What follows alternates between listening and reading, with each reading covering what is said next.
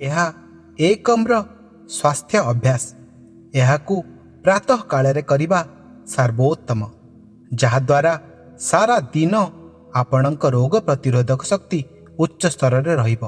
ଆପଣ ଏହାକୁ ମଧ୍ୟ ଦିନରେ 3 ଥର କରିପାରିବେ।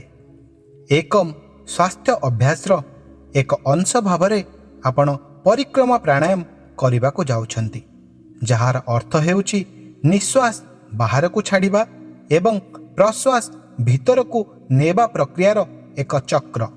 ତେଣୁ ପରିକ୍ରମା ପ୍ରାଣାୟାମର 42ଟି ଚକ୍ର କ୍ରମରେ କିମ୍ବା ଶ୍ୱାସକ୍ରିୟାର ଚକ୍ରରେ ଆପଣ ନିୟମିତ ଭାବରେ ପ୍ରଶ୍ୱାସ ନେବା ଏବଂ ଉଜ୍ଜାଇ ନିଶ୍ୱାସ ଛାଡ଼ିବା ଅଭ୍ୟାସ କରିବେ। ପର୍ଯ୍ୟାୟକ୍ରମେ ଶ୍ୱାସକ୍ରିୟାର ଚକ୍ର 42 ଥର ସମ୍ପୂର୍ଣ୍ଣ ହେବା ପରେ ଆପଣ ନିଶ୍ୱାସ ଛାଡ଼ିବେ, ପ୍ରଶ୍ୱାସକୁ ବାହାରେ ଅଟକାଇ ରଖିବେ ଏବଂ ହମ୍ସା ଜପକୁ 21 ଥର ଶୁଣିବେ। ଏହା ଗୁରୁତ୍ୱପୂର୍ଣ୍ଣ ଅଟେ। ତାପରେ ଆପଣ ପ୍ରଶ୍ୱାସକୁ ଭିତରକୁ ନେବେ, ଶ୍ୱାସକୁ ଭିତରେ ଅଟକାଇ ରଖିବେ ଏବଂ ହମ୍ସା ଜପକୁ 11 ଥର ଶୁଣିବେ। ହମ୍ସା ହେଉଛି ଏକ ମନ୍ତ୍ର ଯାହାର ଅର୍ଥ ହେଉଛି ମୁଁ ହିଁ ଆପଣ। ହମ୍ସା ପ୍ରଶ୍ୱାସ ନେବା ଏବଂ ନିଶ୍ୱାସ ଛାଡ଼ିବାର ପ୍ରକୃତ ଧ୍ୱନି ଅଟେ। ବର୍ତ୍ତମାନ ଆରମ୍ଭ କରିବା। ଦୟାକରି ଚଟାଣରେ କୁସନ କିମ୍ବା ମସିଣା ବିଛାଇ ତା ଉପରେ ସୁଖାସନ କିମ୍ବା ବଜ୍ରାସନରେ ବସନ୍ତୁ। ଯଦି ଆପଣଙ୍କ ଆଣ୍ଠୁରେ ସମସ୍ୟା ଅଛି, ଆପଣ ଗୋଟିଏ ଚେୟାର ଉପରେ ମେରୁଦଣ୍ଡକୁ ସିଧା କରି ବସିବେ ଏବଂ ଆପଣଙ୍କ 2 ପାଦକୁ ଚଟାଣ ଉପରେ ସିଧା କରି ରଖିବେ। ଆପଣଙ୍କ 2 ହାତକୁ ନମସ୍କାର ମୁଦ୍ରାରେ ହୃଦୟ ପାଖରେ ରଖିବେ ଏବଂ ଆଖି ବନ୍ଦ କରିବେ। ବର୍ତ୍ତମାନ ଆପଣଙ୍କ ବିଶ୍ୱ ବ୍ରହ୍ମାଣ୍ଡ ପ୍ରଜ୍ଞା ବା ଈଶ୍ୱରଙ୍କୁ ପ୍ରାର୍ଥନା କରନ୍ତୁ। ଆପଣଙ୍କ ଶରୀରରେ 3ଟି ବୃହତ୍ତର ଶକ୍ତି, ପ୍ରାଣ କିମ୍ବା ଜୀବନ ଶକ୍ତି, ଓଜସ୍ ବା ରୋଗ ପ୍ରତିରୋଧକ ଶକ୍ତି ଏବଂ ତେଜସ୍ କିମ୍ବା ତନ୍ତୁ ନିର୍ମାଣ ଶକ୍ତିକୁ ପ୍ଳାବିତ କରିବା ପାଇଁ।